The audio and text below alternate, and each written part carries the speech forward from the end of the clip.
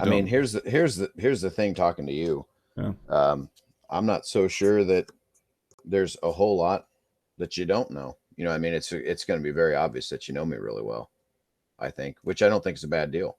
Well, I think the point of this podcast series is for young coaches coming up, or just people interested in eight-man football in general. So, at times I'm going to ask you things that I already know, but it's Sure, so basically I'm going to come off as an idiot to you, but it's for the benefit of the audience. You know, sure. assuming there is an audience for this, which who knows. Well, Um, just like I may have to explain stuff that you already know and that you've mhm. already asked, and I know that you know it already. So, Right, these you know. mind games go deep. Hmm. Yeah. So I'll actually ask you something that I don't think I've asked you before. I know your path, Sterling College. You did a year of student teaching at Stafford. Um, then at the age of 15, you became the AD and head coach at Spearville. Um, and from there, but what got you into coaching? What made you want to enter the profession?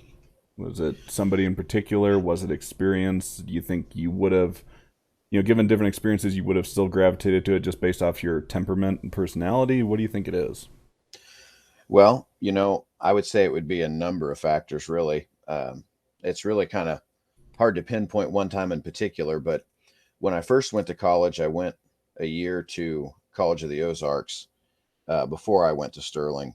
And when I was there, my major was in journalism because I knew I wanted to do something with sports, but I thought covering them or, being an announcer on the radio or on the news, a sports anchor would be good enough. And then that year that I was out of sports, because I didn't play any sports at College of the Ozarks, it showed me how much I really missed it. And I thought that just watching it, just being there wasn't enough. I'd still go and watch high school football games and stuff like that. And then I would watch football on TV with some guys, and I would explain to them kind of what was going on in there, kind of the deeper stuff, technique wise, and things that were going on. And uh, I don't even remember who it was that said it to me, but they said, "Wow, you really should be a coach because you seem to know a lot about this." I don't know if they said that sarcastically, looking at it in retrospective, but I think it was sincere, and that kind of pushed me further there. Obviously, the deeper I think about it, I had tremendous coaches growing up that provided great opportunities for learning and for growth as a person. And those are experiences from athletics that you draw upon later in your life too. And uh, I had some major figures, Coach Lambert, of course, being the probably the biggest one there. That I'd like to be that for someone else as well. As big as some of those guys were for me. So, for the benefit of people who don't know which one you're talking about, this is Chuck Lambert, and tell me about him. Well, Chuck Lambert was my junior high social studies teacher. That was the first role that I knew him in, and he also was our junior high football coach. And then he's a native of Smith Center. He has several brothers in coaching as well. Andy Lambert, his brother, was my college head football coach, and then he has another brother, Tim Lambert, that uh, coached at several different places, St. Francis, Smoky Valley, and then he has another brother, John, that actually was on the coaching staff when I was at Sterling for a while too. And then he was at Chase for a while, and I honestly don't know where John is now. But anyway, so Chuck was my junior high coach, and then when I got into high school, he became the high school head coach my freshman year. So I played for him there, and then continuing on into college. So I went that 1 year to College of the Ozarks, and then transferred to Sterling because he left uh, Lockwood, which is the town in Missouri that I grew up in and went to school at. He left and went to Sterling to be the defensive coordinator because his brother Andy, that I mentioned earlier, was the head coach at Sterling. And so then I went out there to play for him. So I always tell the story that I played 10 years of football from junior high through college, and I always played for Chuck Lambert. He wasn't my head coach in college, but he was on the coaching staff. I never suited up for a football game that he was not one of the coaches for.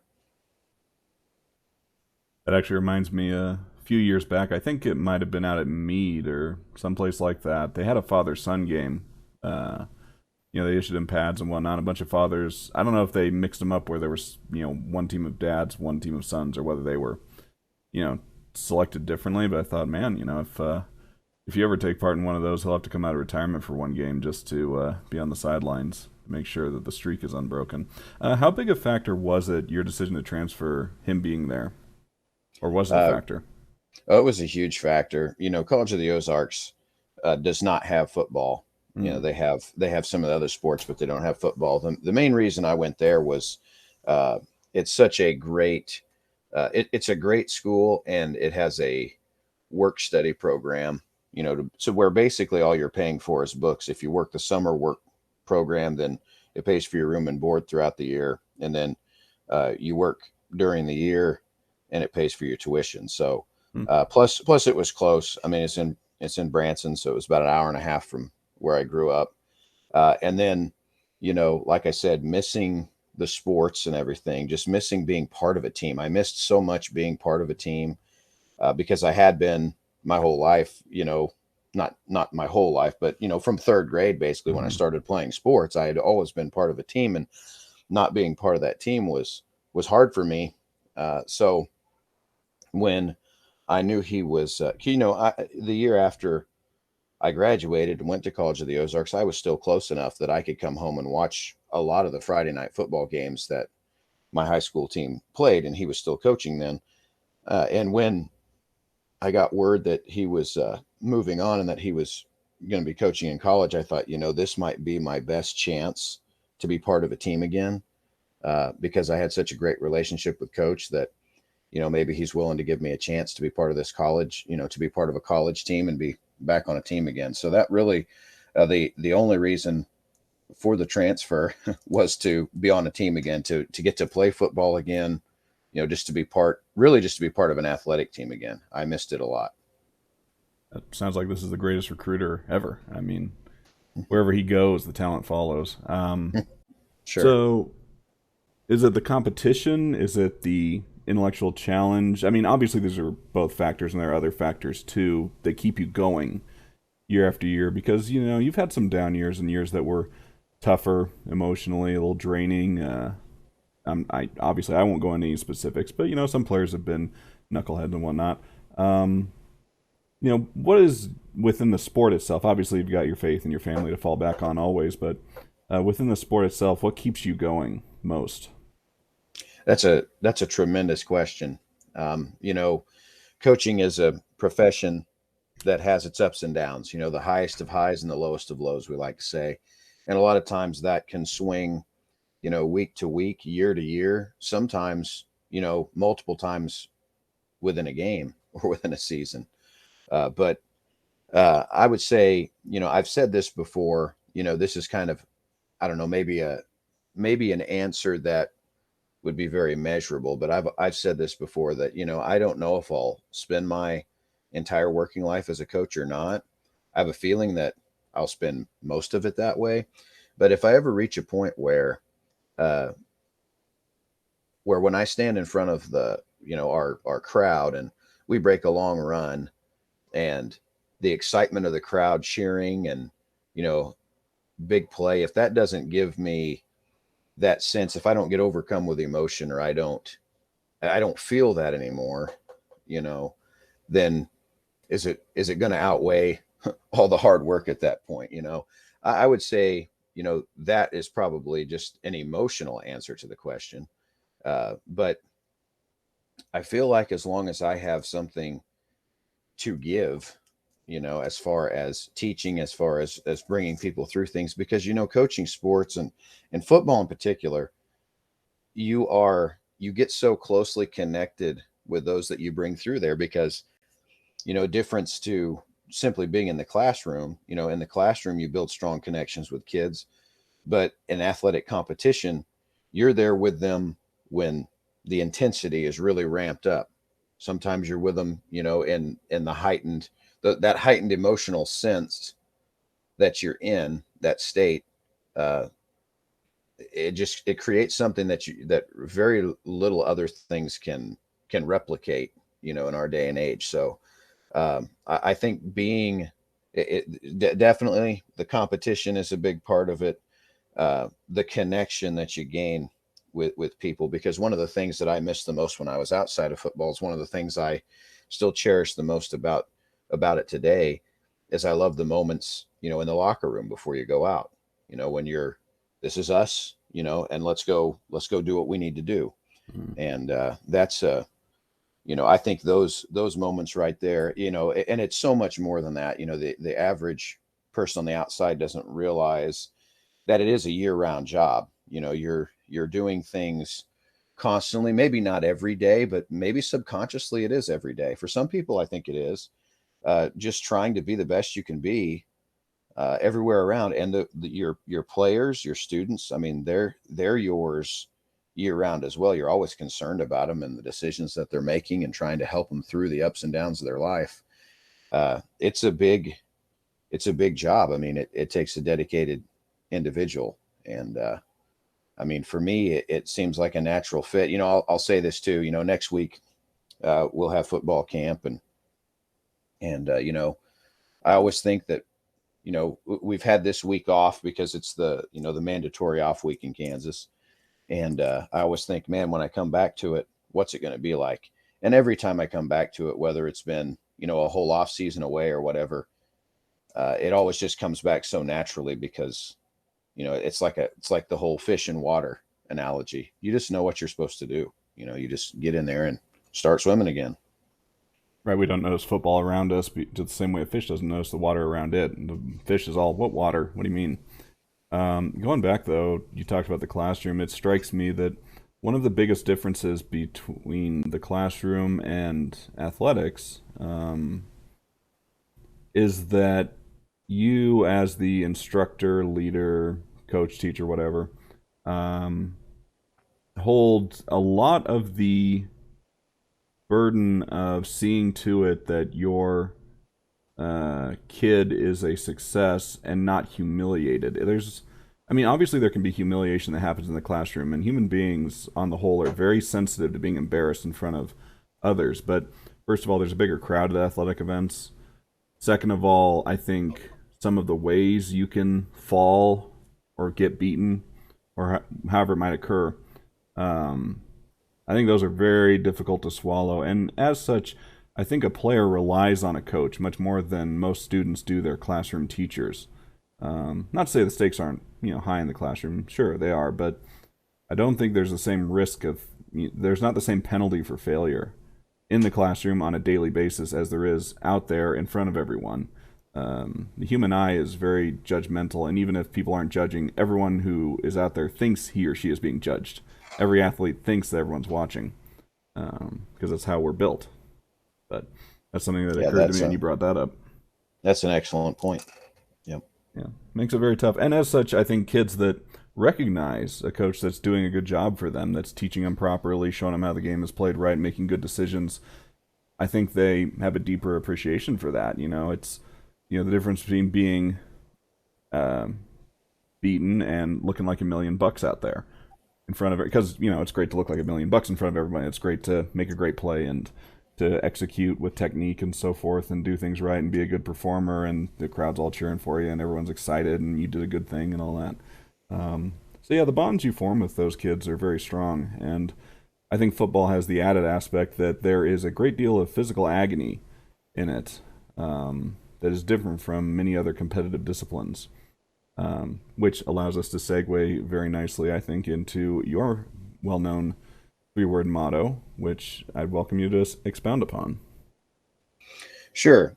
So we call the name of our program Pain and Respect. And, uh, I think it's always been a part of me, kind of the way that I've always approached competing. As I said, growing up, I've always been uh, taught and coached by some great coaches. My high school basketball coach, Dennis Cornish, he's in the Missouri Sports Hall of Fame. Great, great coach too. Uh, our my elementary PE teacher, uh, Miss Cheryl Shores. She was I never played for her, but she was a tremendous volleyball coach, one of the best in the state of Missouri that they've ever had. So we had such a great coaching staff at my school, um, and then of course going through college and playing for Andy Lambert, his motto, was compete regardless. We had it on everything. Everything we had said regardless. And basically the idea behind that is if somebody, people should, if there was no scoreboard, people should not be able to tell based upon our conduct or our mindset. There shouldn't be any visible indicator of if we're ahead or behind in the game. We shouldn't act any differently. Uh, and so, kind of all those factors together, football is a physical sport, just like you mentioned, and so there's a great deal of pain involved, and the pain isn't always just directly, uh, from an impact on the football field. Doing things right can be painful. Losing is painful. Lifting weights and training and conditioning yourself, that there's an element of pain in all of that. But the main reason we use the word pain is because we always say that at the end of the game, when it's time to shake hands with the other team, we want to see two things in their eyes. We want to see pain, and we want to see respect. The pain being the physical part of the game. We want to play physical football, and the respect part is just as important. And honestly, if you don't have the respect part, then you might not have the pain part the way you want it, because respect is respect for yourself, respect for your opponent, respect for your community. We want to play the game the right way. And we also understand, within that, there's kind of a philosophy of a lot of people like to envision their opponents as the villains, their enemies. And a lot of people go to that for motivational purposes. This is what they did to us last year and this and that. And I'm not going to say that there's not an element of that, because there should be. Uh, but at the same time, I think it's a more powerful motivator to realize, and it helps you. I think it helps bring competitive greatness out in you when you realize that the other side wants to win just like you do, and that they want to compete just like you do. And as a matter of fact, viewing them with the respect level of, if we didn't have an opponent, we wouldn't have a contest, similar to the officials and everything else. It takes a number of elements to bring competitive greatness out, and an opponent that is willing to trade blows with you is one of them. And so, again, regardless of how the contest went, at the end of the game, we want to see pain and respect in our opponent's eyes. We want them to know that they played a game, and that they played against someone who competed at a high level with class. And again, I think that competitive greatness comes out of those situations where both teams respect the other so much that they give each other their best effort the whole game. I don't think I'm wrong in saying that you would rather your team played the right way 100% of the time and won 70% of the time than to win 100% of the time while playing the right way 70% of the time. Amen. Exactly. Hmm. Because at the end of the day, it's not about the results. It's about the young men. It's about the guys we're teaching. It's about the guys we're instructing. Because I think that is, for both of us, the main reason that we do this, because there is such an opportunity to impact young fellas. And we both have had that in our own lives from coaches and from the sport that make us want to give back, I think. I know that's the case with me, and I'm very certain it's the case with you, obviously. Something that came to me also, I mean, it's nothing new, but the concept of pain is that people sometimes misunderstand what courage is, and they think courage is simply not being afraid, when actually courage is being afraid or being in pain, but doing the right thing regardless, making good decisions regardless. It takes no courage if you're not scared of anything, right? I mean, Mm-hmm. that doesn't mean anything. But those who are afraid, or those who are in pain or hurt or whatever, who still do the right thing, those are the courageous ones. Um, Yeah, absolutely. And as coaches, a lot of times one of the biggest things we ask people to do, it's really one of the core things that a coach does is try to get people to do things that they really don't want to or that they're uncomfortable doing. And going back to the relationship aspect, it takes a lot of trust in order to be able to accomplish that. yeah, definitely. So I want to go. We can always circle back on big philosophical topics anytime, but something that has been interesting to me is that so you're a 32 coach, I'm a 32 coach. Most popular defense in Kansas 8-man football is the 32. Um, Overwhelmingly with a free safety as opposed to a monster and two safeties. But every once in a while you see a monster defense. Anyway, um, most of them have quite a bit in common as far as they have ends that hit and sit. They want to jam the tight end hard. They read the guards pretty heavily. They play a lot of zones. But something that has interested me is that there seems to me, and this, I'm not saying it originated with Kevin because according to Mark it didn't, but his mindset, and I know Tyler O'Connor's mindset, and I believe yours is too, that your two best athletes, your two biggest studs, if you had only two, you would put it linebacker. That's where you put the guys who can wreak the most havoc, your most capable players. Now, obviously, body type and physical ability plays into it too somewhat, but by and large, you tend to put your best defensive players at linebacker. Would that be accurate?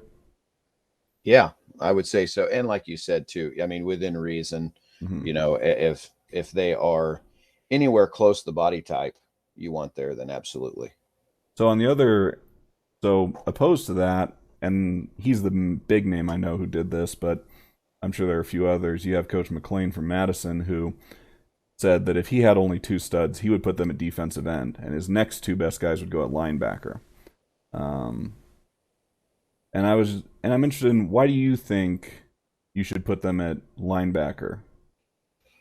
Well, that's a good question. And, I've also heard some other guys, Coach Blattner, who taught me the 32 defense. Mm-hmm. He always said that he wanted his best athletes in the secondary, Mm-hmm. so you've got, I guess we've got it all covered. I haven't, no offense, I haven't heard anybody say their absolute best football player would go at the nose, but I would argue I've seen that before. Yeah. You think about Osborne's team in 2013. I think their best football player was their nose. Yeah, he's gonna get a Um, highlight video at some point. Hopefully before yeah, this podcast comes out, but yeah, someday. but no, the reason why I like to play him at linebacker is because I feel like it is uh, I don't know, the most difficult and demanding position to play, and also one that is so flexible. The success of your defending multiple types of offenses, a lot of that comes down to the flexibility of your guys that you have playing linebacker. Um, it's a demanding position in the 32 because unlike a lot of other defensive schemes, your linebackers are not protected by anybody. They have to take on a block every play, you know, and so I would say that would be the main reason because it takes such a variety of skills. It takes such a complete athlete that you need a person that can do all the multiple things that you're asking them to do, and also to do it very quickly. There can be no hesitation with them. So, plus, I guess a simple answer for this would be too that I coach the linebackers, and so I want all the studs over there with me. But Fair you enough. know, Randy I, Dreiling I always did have the best athletes playing on offense for his flex bone as opposed to the defense, but well, I would say another thing to that also is, if you think about it just in terms of if you're splitting up into three groups, you've got your D line, you've got your secondary. So in a 3-2, you're going to have three linemen on the field at each, at all times. You're going to have three DBs. You're only going to have two linebackers. So when we break up into groups, if we're splitting all three positions within a coach, the linebackers are going to be the smallest group just because you're going to have, you need three of the other two positions to play. But no, I like to have my best athletes at linebacker because I feel like what they do is extremely demanding, but it's also extremely important. I feel like if you have, obviously if you have two great defensive ends, also you're going to have, a really solid defense. But I feel like two linebackers can impact the game just at so many multiple levels and dimensions. So the way I see it is that having, adequate defensive line, adequate secondary, and stud linebackers, I think will give you a better return than, say, stud defensive ends and adequate everything else. Because I think the ceiling of how much a great linebacker can change your defense is higher than what the ceiling is for a great defensive end, say. Although a great defensive end obviously can have a huge impact, but Well, I would say this. I would say one of the things that'll make the defense poor is if you have a poor defensive end. right, that's where I was You know what going. I mean? That's where I was going with this because it seems to me that a bad defensive end hurts you way worse than a bad linebacker. I mean, if they're equally bad, I think because he can get abused, he can get hooked really easily, and then you're giving up the outside. It's just, it's rough. It's very rough. Do you think that your emphasis, putting the best player at backer is also a reflection of the offense that you run, which is a pain in the butt for linebackers in a 32? They're getting down blocked constantly. Obviously, a lot of base schemes where the ball gets on them very quickly and they don't have time to react. Do you think any of that is, how do I explain this? Humans, when they interact with each other, for instance, they tend to project a bit of themselves onto the person they're talking to because nobody makes more sense to you than you do. So you always have some built-in assumption, not a conscious one, that other people think the way you do. So it's almost, I wonder, the scheme that you run offensively, does that influence your defensive thinking at all because you almost project that onto what other people do offensively? I think absolutely that's true. I think that understanding what you like to do to someone offensively, is going to dictate how you want to teach your people to react to that when something similar is done. You know, but at the same time, I think the linebacker position is so critical. When you're facing spread teams too, because then they have even more ground to cover. Things like that. So, I would say yes, absolutely. I try to train a complete player that can handle, whatever scheme may come their way. But first and foremost, I mean, where do we start? I mean, probably the same way I would assume that any defensive football coach would start. We want to teach how to defend against the teams that are come right at you first. We want to work on the teams that are going to be physical and downhill first, and then we kind of work our way out from that. Not necessarily because we see more than the other, but uh, let's make them have to do something different. If we can't, and not only that, the types of things that we do offensively, even though it may look different in a package, from a defensive standpoint, reading it as you said, a lot of people do similar things. I mean, a lot of people down block a linebacker and kick out a D end with a guard. A lot of people base block and run dives. It's so hopefully the way that we teach it will translate to facing multiple types of schemes, but still we're going to be heavily influenced by our own for sure.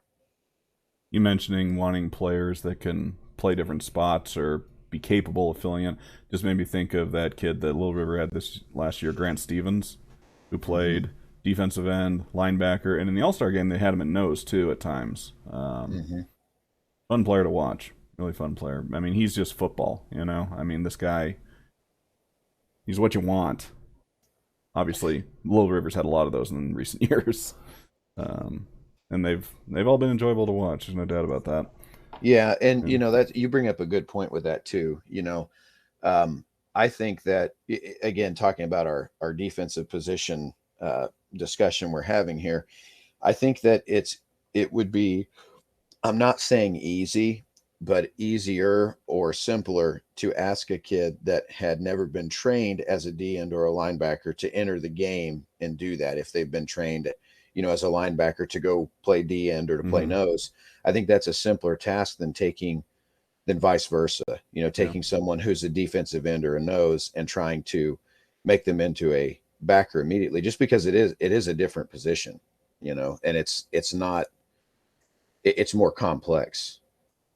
So I think you get better returns by, with any position over the course of time training. But like, for instance, this year I've got a kid that last year my two linebackers were seniors, and then I had a sophomore that came in and played quite a bit also, and then my two on JV were both freshmen, and so now this year I need one of those freshmen to step up and take that other spot alongside the kid who's now a junior who had a lot of reps last year, and it's amazing to see how much maybe they struggled with it, in junior high or freshman year, doing certain drills to recognize stuff, and then boom, all of a sudden the reps pay off the next year. They come back and they just recognize things quicker because they're more trained. Same is true of any position, but I think especially when you're talking about linebackers.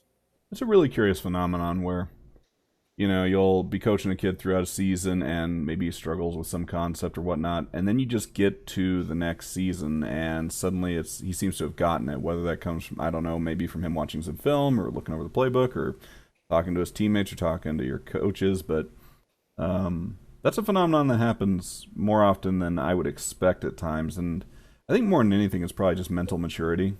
That extra time for the brain to develop. I don't know, Absolutely. but it does happen quite a bit, and it almost never fails to surprise me when it happens.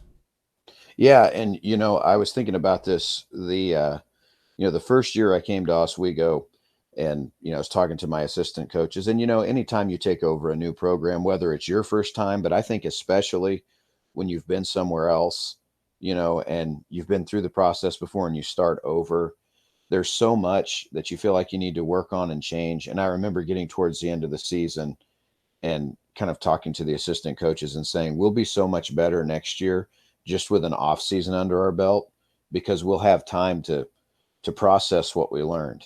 I don't know, like you said, I don't know that I can pinpoint exactly either, but it is something that definitely occurs where you have someone who struggled with something, and then all of a sudden it's like the light comes on the next year when you start practice. It's like, this is what I was trying to get him to do all year last year, and now all of a sudden he can do it. It reminds me slightly of, people need to sleep in order to learn, right? Yep. That sleeping is important for how we handle our memories and whatnot.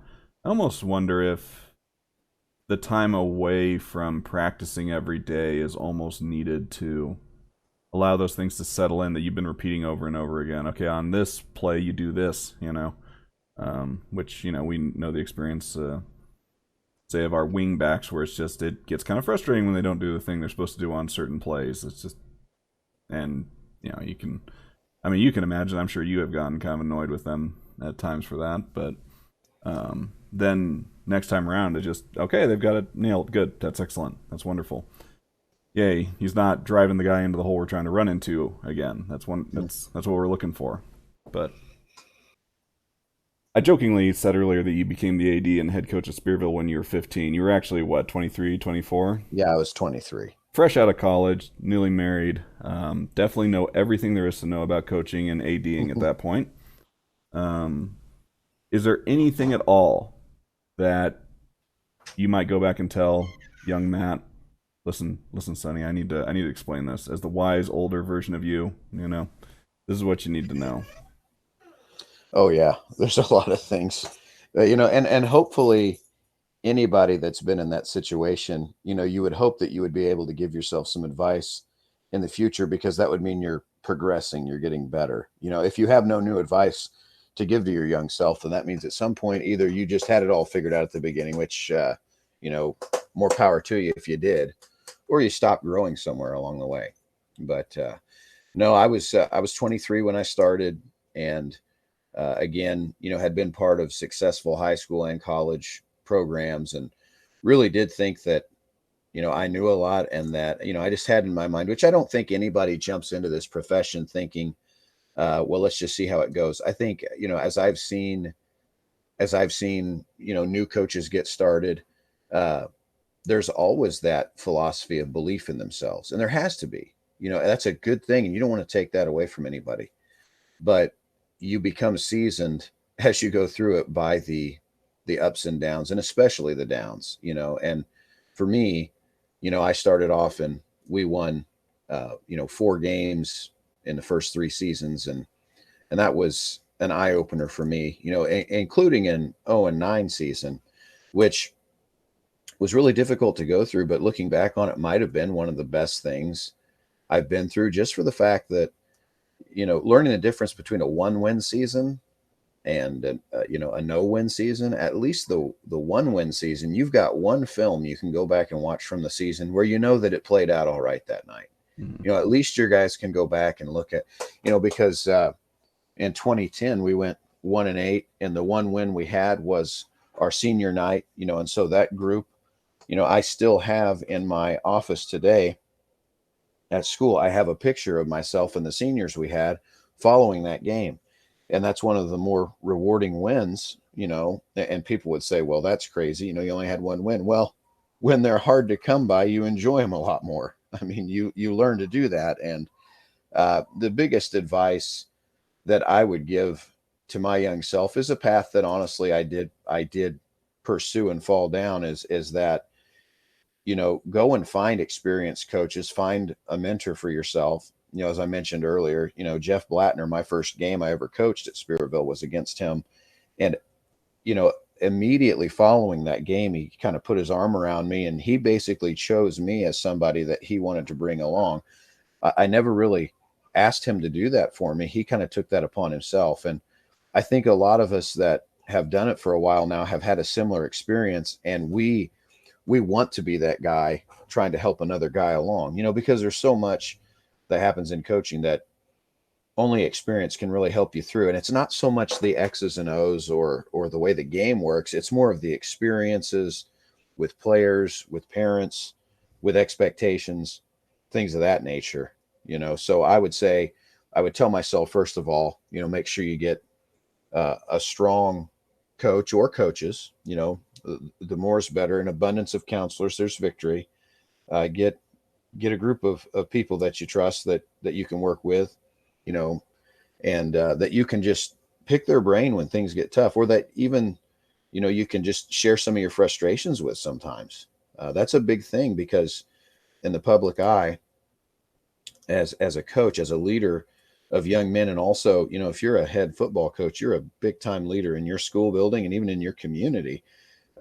You can't walk around having bad days. You have to pick your head up. You have to be a strong leader. And sometimes you have to have an outlet for some of the discouragement that comes your way. And, you may be sitting there thinking early on that, that's, that's showing weakness, or nobody will really care. Well, especially, I'd have to speak for the 8-man coaching fraternity, but I believe the fraternity at large of football coaches, we sympathize. We are, we can be down when we see somebody else has had a heartbreaking season happen or whatever. And at the same time, we can be genuinely happy for people when things go their way, when it's their turn to have a successful time, but, another thing I would probably tell myself is just, balance it out. One of the things that has changed the most in me, and I know you're aware of this, Coach, because we talk a lot, Yeah, but every once in a while. when I first started, I would have notebooks, and, I'd go through a new notebook, drawing stuff up, probably every 3 weeks or so. I'd fill out a notebook, just constantly drawing plays up against different defenses, or drawing defenses up, just whatever. I was always drawing football, and watching it a lot. And there's nothing wrong with any of that. And I mean, I think that's one of the main ways that I grew. I honestly, and it's funny now that we talk, and it kind of comes full circle. I wanted to find any 8-man football film I could find. And so I actually found your channel, not knowing that was you back in the day, and, watched a lot of film on your channel back then. But, I wish that we had the content back then that it has on it now, with all the different teams and styles that you can watch, and, just amazing resource, 8-Man of War on YouTube. No, that one was Dan Belinsky back then. Yeah, it was Belinsky back. Rest in peace. Before it got, Thanks, YouTube. Before we got a little carried away. Apparently, yeah. Too much Coach Coles in one day. They can't handle this much mark. but as I've gone along, and of course part of this is comes from having kids, and the family dynamics, the home dynamics changing too. But I spend less and less time, it seems like, every year in the off season working on things. And like I said, some of that comes from family dynamics being different, not having as much time to spend on it because of that. But also just the fact that, going back to the fish and water analogy, I know that if I get really stressed out about it and all that, and I go out there, I'm going to be just fine. Or if I relax and go out there, it's still going to be fine. Hmm. It's one of those things that, as it goes on, when it starts off, it might seem more like a sprint. I got to get out of the gate, I got to work harder, I got to do all this, and then, as you have been in it longer, for me anyways, it's become more of a distance race. Okay, I know the season is going to be, several months long, and if we aren't doing this really well today, that concept we just talked about, you and I, about, maybe if we come back to it tomorrow, it'll look better, that kind of idea. Because there's a lot of things, when I started, we were going to do this until we got it right every time, and today's different too, because, you have the contact restrictions, you have limitations to your time more than you used to. But still, yet, I think it's, you have to learn when to stop beating the dead horse for a day, I think, sometimes too, and let's regroup and come back tomorrow. I'm not saying you just end practice at the first sign of trouble. You certainly don't, but there is a balance there that has to be achieved. And you're not a terrible coach if you don't sit there and make sure that every detail is perfect right before you send them home. Because if you do that, you're going to be fatigued, and so are your players. You're all going to suffer from Oh, that. there are a few things more useless than preaching to players when their attention spans have expired. Hmm. You're just wasting everyone's time then. Something that you mentioned early on in that was that some might look at it as a sign of weakness to depend on others, and this strikes me as something that is not just a coaching thing. This seems societally we have a big problem here where more and more the culture says don't depend on others, be a lone wolf, you know, which in some aspect does sound interesting. I mean, there's something to that, but at the same time, the lone wolf is the one that dies. I mean, it's the pack that survives. More and more it's rather than getting married and having kids, there's hookup culture. Rather than having strong, lifelong friends, you have all these online folks, which, there's nothing inherently wrong with talking to people online or playing games or chatting or whatever. I mean, that's fine, but still, it's no replacement for actual people in your life. Um, and this strikes me as something that it's one of those ways where the culture is completely backwards of where it should be, where instead of looking down on people who rely on other people for strength, I mean, no, that's how human beings are supposed to be. That's how we are. We're social animals. We're not made to be hermits. Um, there's something really dire about that, and I don't quite know where it comes from, whether it's engineered or whether it's just the result of technology, or um, maybe it's the zeitgeist, the spirit of the time. I'm not sure, but it seems to me to be doing a great deal of harm, and I hope it gets Well, reversed. I would sum it up as this. I think a key element in it is just pride as Mm. well. People being afraid to admit that they have struggles, or that they might be weak, somewhere. You don't want anybody to know that, but at the same time, when you do, a lot of times, humility is such a virtue that when you exhibit it, it's hard to find a person who doesn't look upon it favorably. And if they Mm. if they have a problem with it, then they're really the ones that have the problem, Sure. because they have some sort of pride issue, or envy mechanism working inside them as well. If you can't feel a little badly for someone who's beaten down, you've got some sort of psychopathy. There's something up with you in that case. Um, and I say this as a guy who can be pretty unemotional about things at times. Yeah, that's too much. One of the things that I know you make a big deal out of when it comes to the public, I don't want to say persona because I think you're very genuine with the people around you, but you definitely make a point of this in public is rivalries. I've seen the pictures of you on Facebook holding the bloody bucket. You do your slam poetry sessions at the bonfire each week, right? With the Shakespearean verses just tumbling out of your mouth. Um, Talk to me about rivalry. How important is it? The different kinds of rivalries, maybe some memorable ones. Yeah, just the topic in general, because I think that it's good to have a rival, multiple rivals if possible. And you mentioned earlier the whole, some coaches might tell their kids, these guys, they hate you and they're awful and blah, blah, blah, which I do jokingly occasionally with my junior high. I tell them, they're all dumb and ugly and, inbred or whatever, and they're awful and we're great because we're in a city and all this. The kids know I'm joking, but still. Um, how do you approach it? What are you looking for? How do you see it? Well, now you got me all fired up because just the word rival or rivalry gets, it gets me pretty fired up, and Mm-hmm. it's one of the best things about competition. Anytime that you have any type of competition, rivalries can form. You know, uh, there's a lot of historical rivalries. I mean, especially you look at college football. Mm-hmm. The major historic rivals that have always, that they seemingly have always been there. Michigan and Ohio State. That's the Auburn, advantage that Auburn, Auburn and Alabama. That's the advantage that college football has. It's been around longer. It has that sense of grandeur, of oldness, of antiquity almost. Even Yes. though, I mean, maybe it's 30 or 40 years older than pro football, but still, it just has that sense about it. And part of that is due to the fact the institutions are even older, you know? hmm Yeah. hmm Well, but even at that, all of those rivalries, can point, if you really look historically through them, most of them can point to a specific, birthplace. This was Mm-hmm. the birth of the rivalry was when this happened, or when this team won this game, or whatever.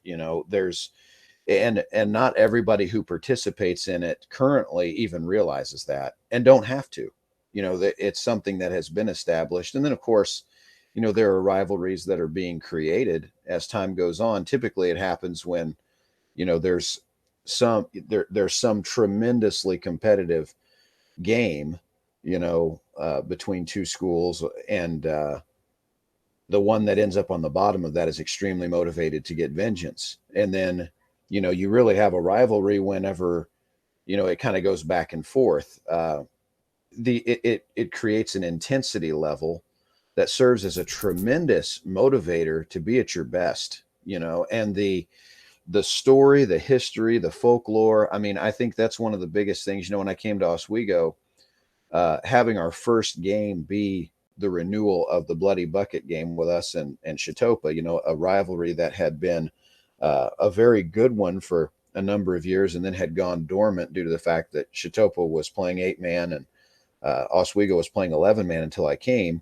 We renew this rivalry after, a 30-year hiatus, which, was a great way to gain excitement, great way to gain excitement, and a great way to, especially if you're coming into a new program, it usually does not take you very long to figure out who the rivals are, who everybody wants to beat. When I first came to Spearville, Jetmore, was talked about pretty often, and they were, clearly on the top side of that rivalry for quite a while. Even when I first came, that they beat us the first 5 times. But you understood that a rival in many ways, especially a competitive rivalry, that's your measuring stick.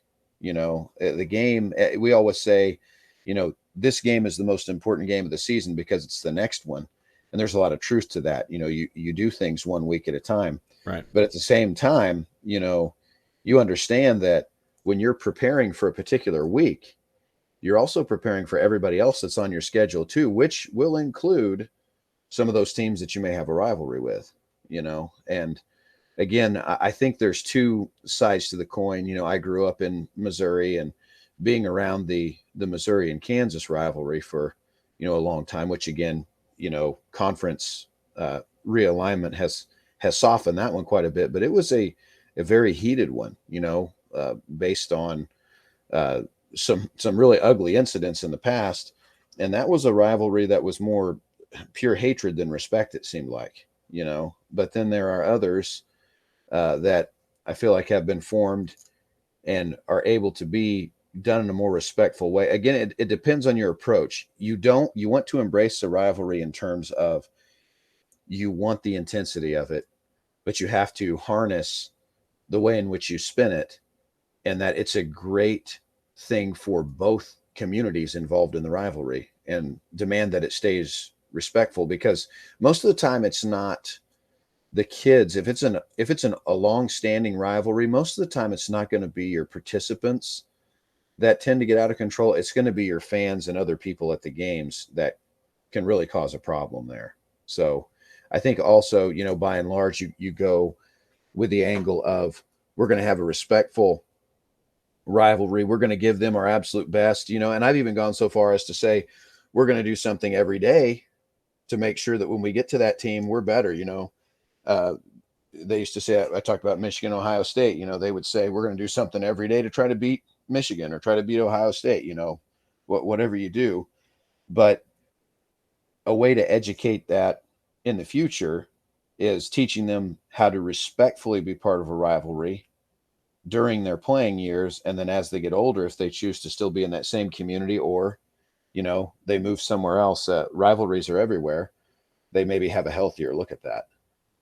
It seems to me that a healthy rivalry would be one where Team A doesn't hate Team B, but Team A hates losing to Team B. That's You know, that you hit it right on the head. That is exactly right. more than anything, they just don't want to lose to those guys. Whether it's a difference of styles, which are some of my favorites, is where you have a clash of philosophy or Hmm. scheme or whatever it might be. I love those. That's one of the reasons my favorite Super Bowl is 25, which was the Bills and the Giants. And the Bills, obviously, they came in, they were the hot team. They scored 90 some points their previous two playoff games. They had their no huddle offense and a lot of stars, and Bruce Smith, great player on defense. He's defensive player of the year. And on the other hand, you had the Giants with their backup quarterback. They run the ball 3 yards, cloud of dust, 3 yards, cloud of dust.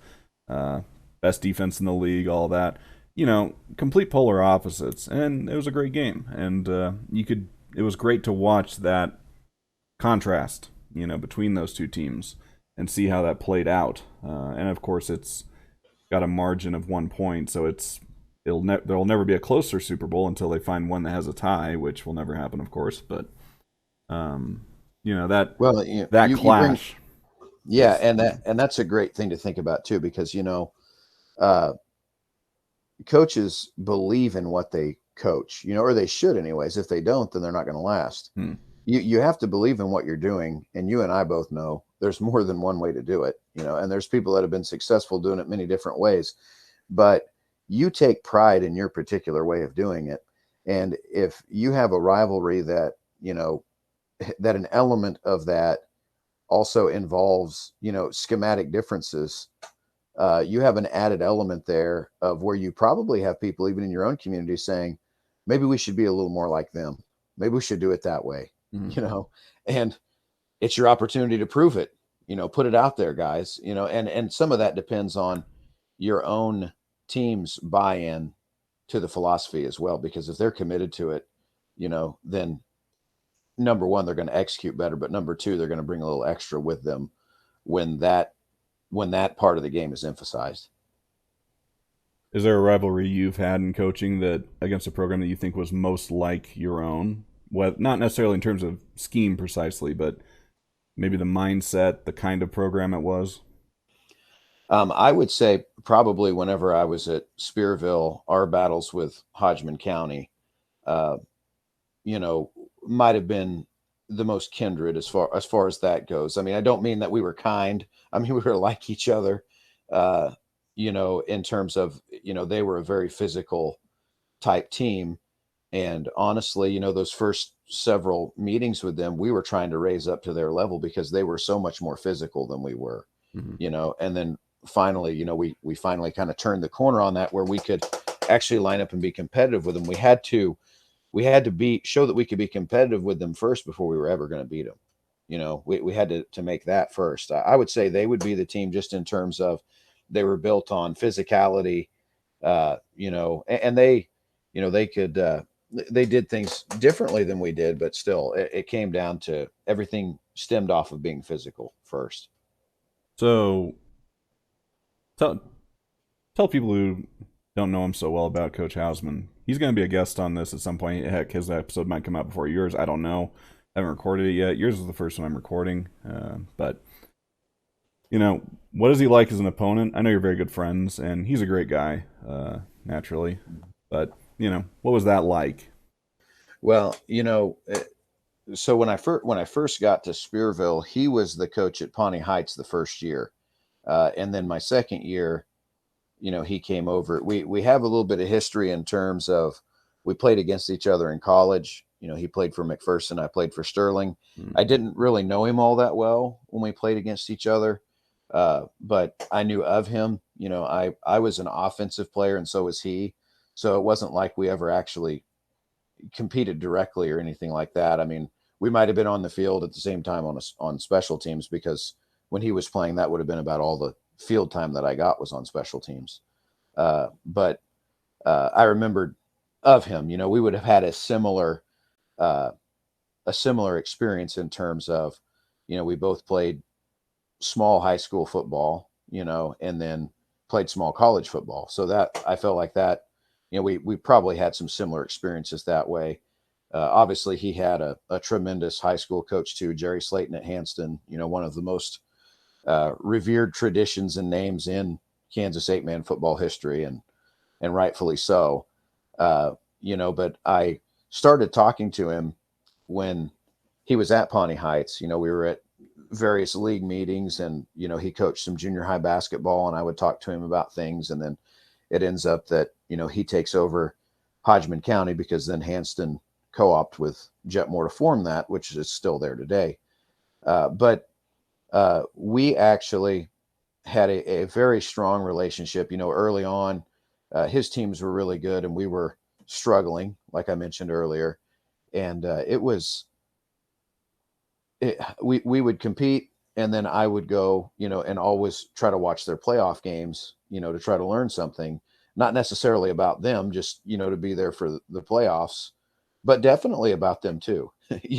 Wasn't necessarily to watch them, but to watch them against good competition as well. And as it went on, he and I started communicating back and forth uh, quite a bit. We had weekly emails. We talked to each other back and forth. We really became really close friends, through all of that. And it was interesting because our friendship got stronger as the rivalry did too. And I think there's a correlation there.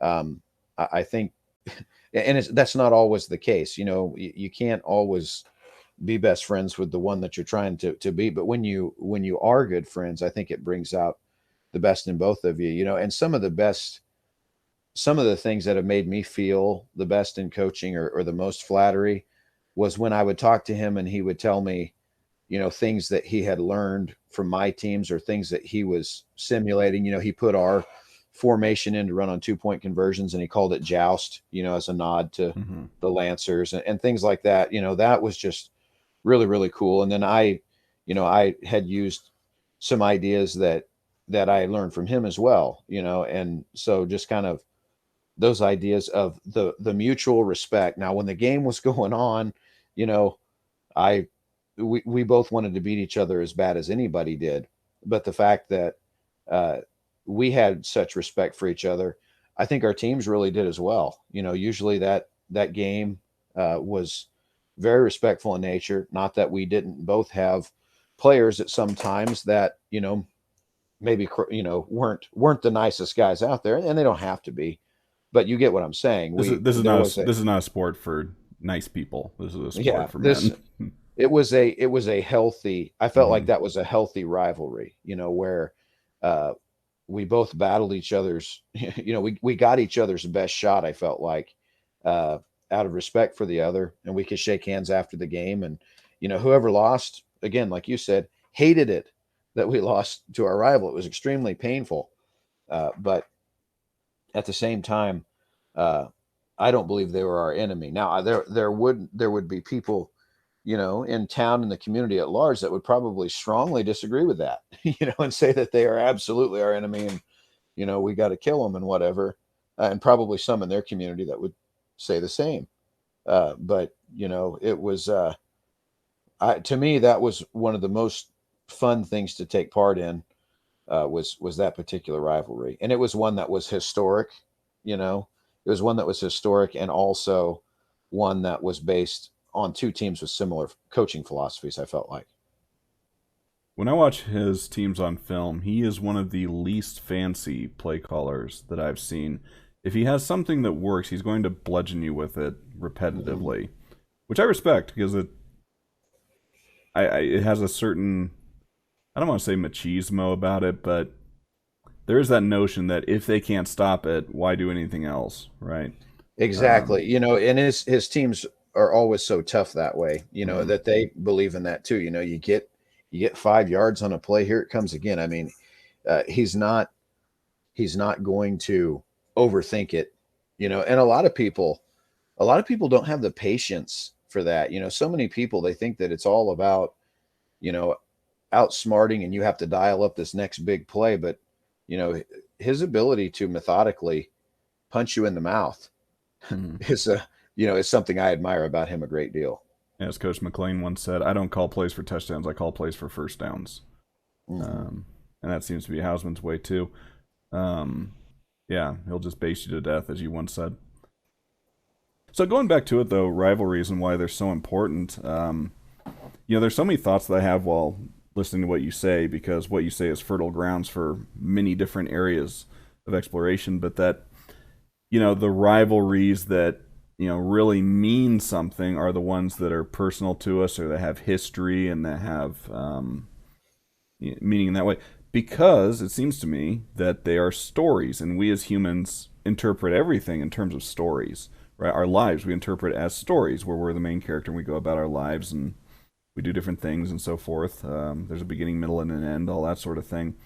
There's something deep about a rivalry. There's something about it that it defies easy explanation, but you need to have something like that, in the same way that when you write a story, most stories have some sort of, you might call it a villain, you might call it the adversarial brother, the evil king, whatever it is. This thing that you have to go up against, or that the main character has to deal with, right? Because that's how life is like. That's how we understand the world. We understand it in terms of story. We understand it in terms of narrative. That's how we make sense of everything. Um, so there's something about rivalry that you have to have it. I mean, I don't want to say it wouldn't be worth doing without rivalry, but if you don't have any rivalries, it seems to me that something isn't being done right. There's something about it That's a that's missing. that's a great point, all the way around. Totally agree with it. Well, that's great then. Yeah. So at Oswego, do you have an emerging rival? I mean, obviously you have the historic one with Chatopa, but they're dropping down to six man, so you know. Well, I would say that we have several that are brewing. Mm-hmm. Obviously it always seems like, to if you play the same team periodically for any number of time, but especially if you have them early in the schedule, they become, a group that you're motivated to see, and us in, Marmaton Valley, born of a moment again, we played them several years, really all but one since I've been the coach here, because they had low numbers and had to forfeit one season. But the 106-98 highest scoring, you know Kansas football game ever, when that game was played, obviously that being a game that it seemed like it was about 4 or 5 games, I'm sure all you rolled into one. I'm sure you never get tired of talking about it. Oh, For those of you who well, can't see us, that's sarcasm. but after that game, obviously, you know, Marmaton Valley, I would say that they would feel the same way about us. This past year we played them, and we held the upper hand, although it was a very competitive game. Especially early on, and then we kind of got some separation late in the game. But Marmaton Valley, again, a team that has our complete attention and respect. You know, so would be there. St. Paul, we've had the last 2 years, we've had tremendous battles that have come down to the wire with them, and Coach Wytrick is has retired now from coaching, but St. Paul's one of those schools that has a lot of tradition and history, and So we definitely have it with them. And then I would say Sedan and West Elk as well, both of them, great coaches, Coach Holt and Coach Haig. Um, and we've had some real back and forth battles with them too. So I would say probably those four would be the core part, that we've played them enough, because that's part of what, some rivalries are instantly created, like I said, with us and Central Plains being such high stakes games. But really, for a rivalry to develop, most of the time it takes several times of getting on the field together. So I think we're working on several of them, and I would say in the case of all of those, they're all very healthy. Mm. I think there's a lot of respect both ways. I think all of those programs would respect us at a high level, and we also regard them highly. So again, like you said, it brings out the best, because as you said, basically every story needs an antagonist, someone that is, working just as hard to try to keep you from getting where you want to go. But when you look at it in a healthy way of competition, we're all helping each other get where we want to go, also by being a good obstacle to overcome. Oh, it'd be meaningless if there was no one good to play against. I read this online recently. I think it's some sort of Buddhist saying, was that where the obstacle is, that is where the way is. Where there appears to be trouble, that is where you're actually supposed to go. You're not supposed to avoid Mm-hmm. it. You're supposed to go through it. And that seems to me to be right, because, and circling back on pain and respect, it seems to me that pain is inherently involved in respect.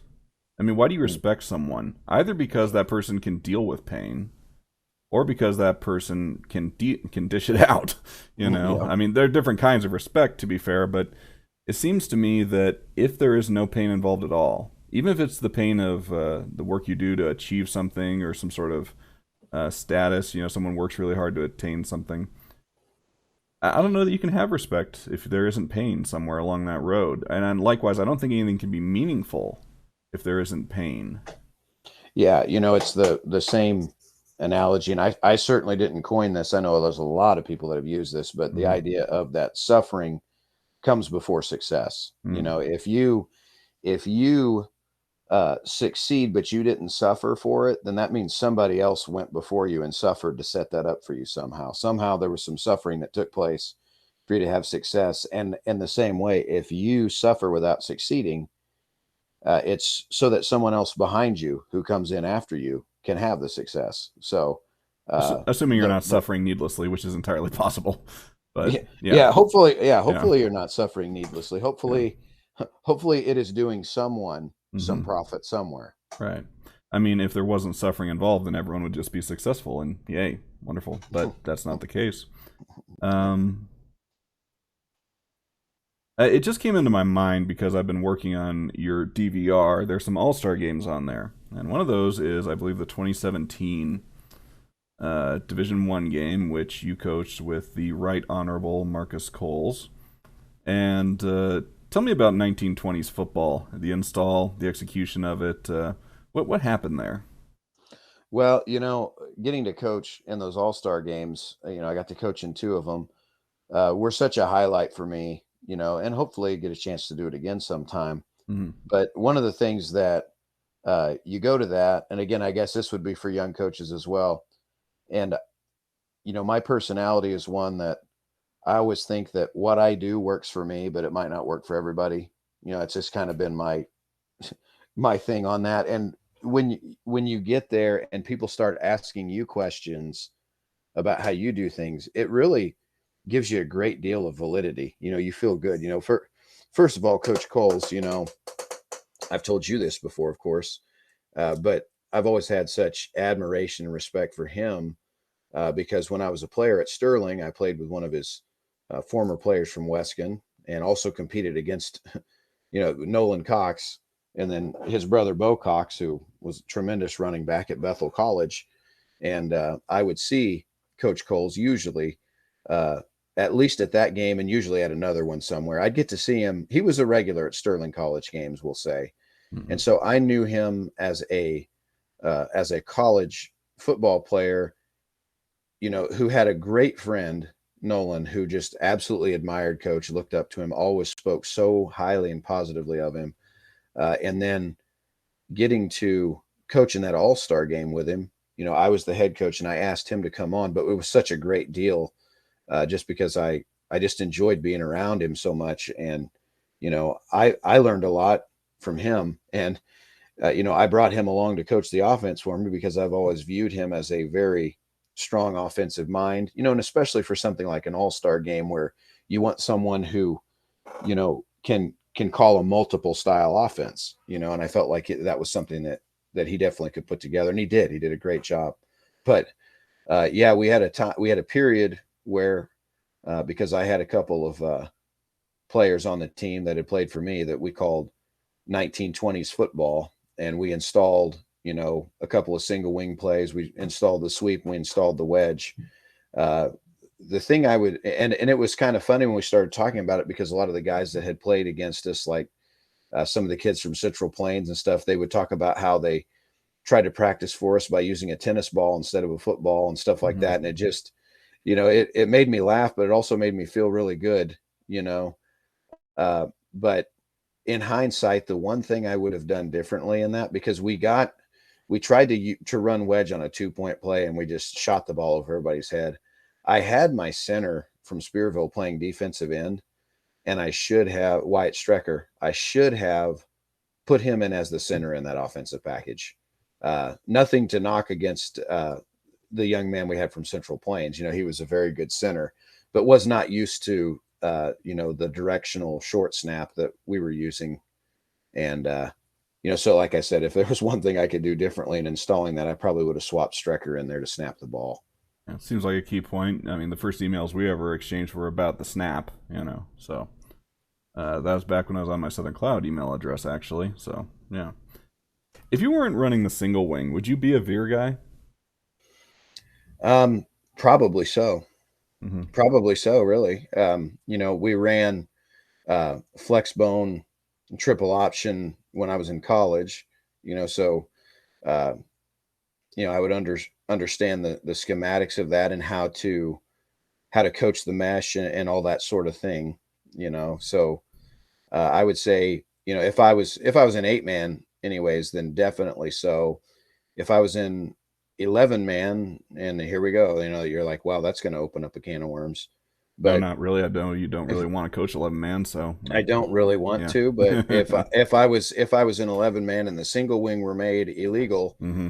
then I would probably go to the wishbone belly offense, the Smith Center style wishbone belly that we ran when I was in high school, and try to do that. But I would say if I was an 8-man and it became illegal to run single wing somehow, I couldn't do it. I would start. I would start with a veer, kind of as the base. Honestly, I feel like I could.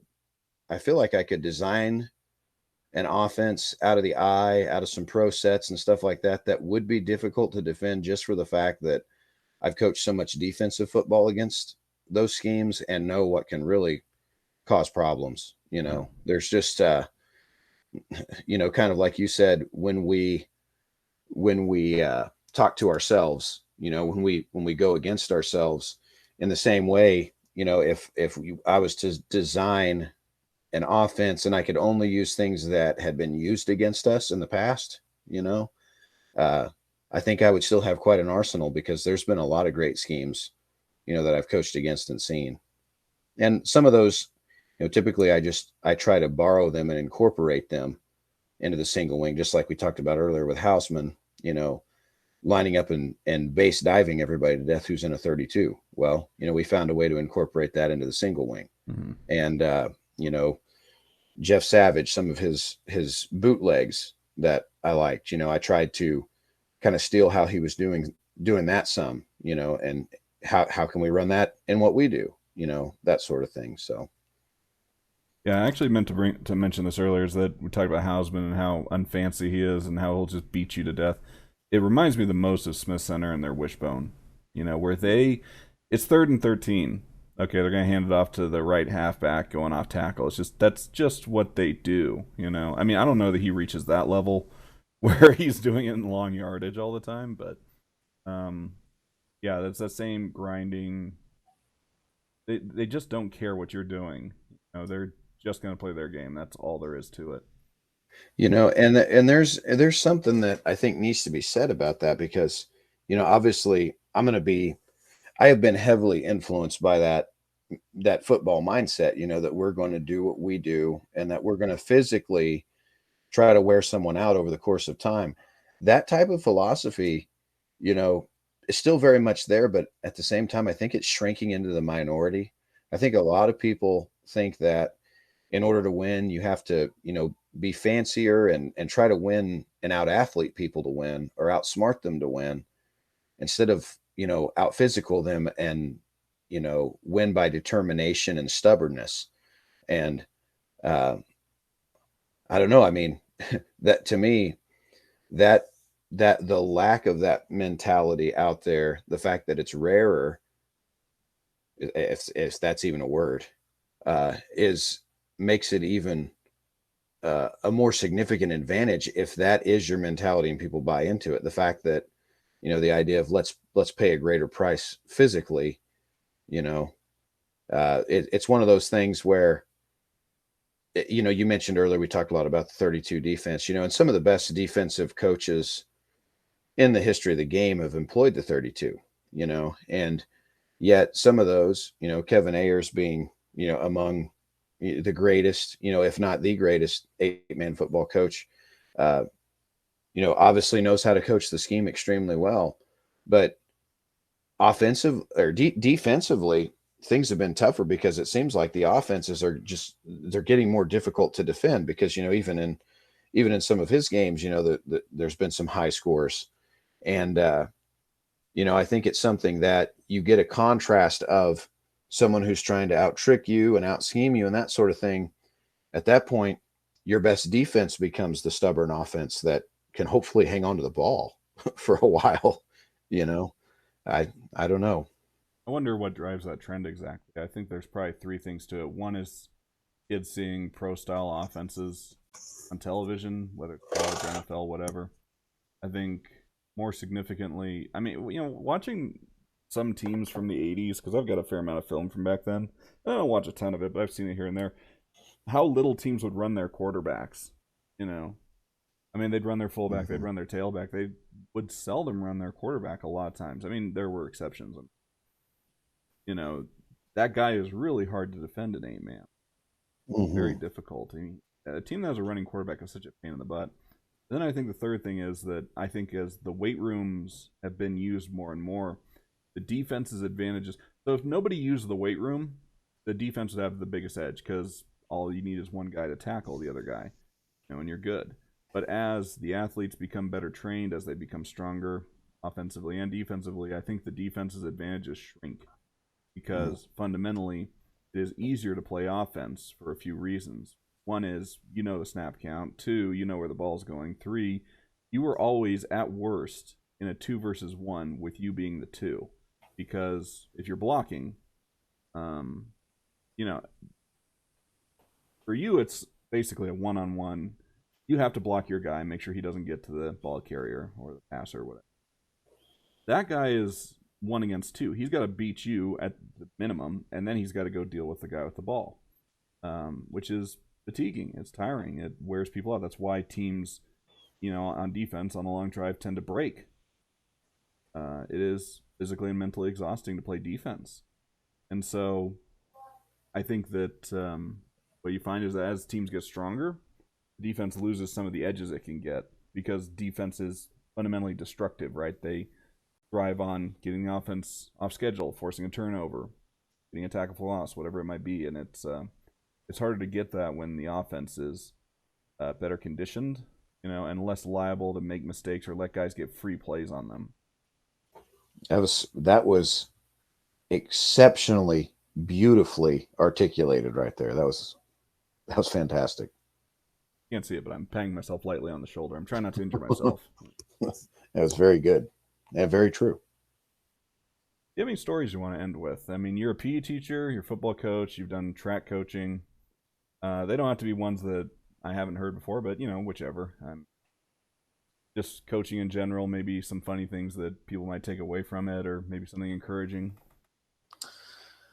Well, I don't know. You kind of caught me off guard Right, this is here. the Oh, problem. something, Someone says, something "Hey, football. hey, tell one of your favorite jokes." You can never remember your favorite joke. I mean, Yeah, the hockey stick story comes to mind immediately. yeah. The hockey stick story was pretty good. Maybe the funniest. Here's this might be the funniest story that comes to my mind right now. So a couple years ago, I was teaching a junior high PE class, sixth grade, and it was picture day at school. So everybody was had their nice clothes on and then changed into their gym clothes, and it was time to change back and go to class, the next class, and got a young man in the locker room with me, and he says, "Coach, I cannot find my pants." I was like, "Okay." I was like, what do they look like?" He said, "Well, they're a pair of khaki pants." And there was a pair of khaki pants sitting right on the floor. And I asked him if those were his, and he said, "No, that's not them." I said, "Okay." So there were some other guys in the locker room too. I said, "Let's look for his pants." So we start looking around, and nobody can find anything, and it all comes back to that pair of pants that was laying on the ground next to him. So I picked him up and I said, "Are you sure these aren't yours?" And he said, "No, those aren't mine." And I said, "Well, how do you know?" And he goes, "Well, mine didn't have those white things hanging out of them like that." And so then I grabbed the pants and I turned them because they were inside out. I turned them right side out Yep. and held them up. And I said, "How about now?" And he said, "Oh, yeah, those are them." And he put them right on and went on his way. I mean, like, that's the kind of thing right there that you don't get He wasn't trolling you. in He a lot wasn't. of, He wasn't no, screwing with you. no, the How young is he man, not? he really didn't know. I How mean, has this kid not seen Inside Out pants? if you were to know the kid, like, it Okay. would totally make sense to All you. right.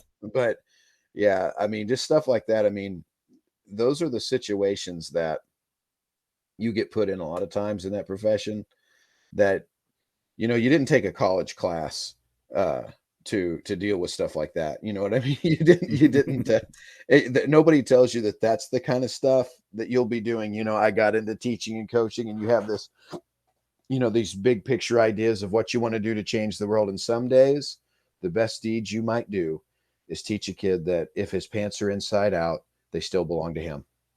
Just fantastic. The whole object permanence thing, those are still your pants. They've been transmuted into Inside Out pants. It's an old form of alchemy that your mother can tell you about. Um, I mean, because you're telling a story, and I'm thinking, okay, it's pretty obvious. Someone walked off with his pants, and there's been a switcheroo. That's what's going on here. That was the logical conclusion. But no, the kid is dumber than I had imagined. Or I won't say dumber. He less experienced, more naive. How's that? less experience. There you Whoever go. you are, kid, I have no I idea get who you whatever you are, want to but call it. hope you play well this fall. Yeah. Oh man. So young coaches out there, especially those that I think one of the best things that happened for me was not starting out as a head coach, starting out as an assistant. Not so much because I learned a ton from the guy above me, but because it's a lot of responsibility being a head coach. And I think, the guys that can handle it straight out of college, like you, are kind of rare. I don't think I would have done so well. But, to those young guys out there, anything you want to tell them? Yeah, one of the things I would say now, even in the differences, this will be my 15th year as a head coach coming into it this year.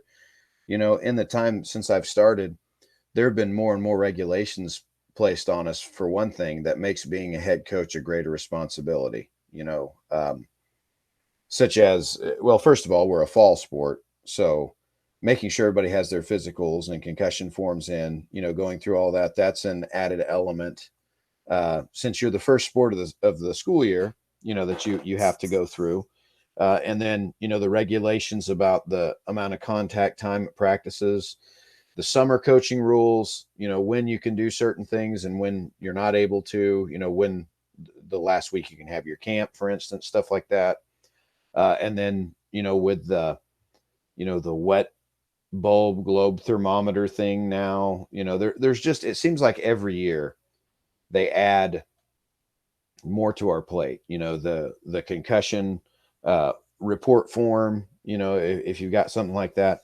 I would say, for someone that's coming in, those are all things that you don't usually think about much, because when you want to coach football, you're thinking of, this is who this guy's going to block on this play. You're thinking scheme, and you're thinking practice drills and stuff like that. And these are the things that you are responsible for that can get you in greater trouble than calling the wrong play. And these are the things that you need to be in constant contact with your AD about, which again, I was my own AD. So, whatever. And you might be in that situation, but find someone who, either again, an experienced coach who would know that sort of thing, because that's one of the things I try to do when we get a new coach into our league, into 8-man, whatever, and I become aware of it.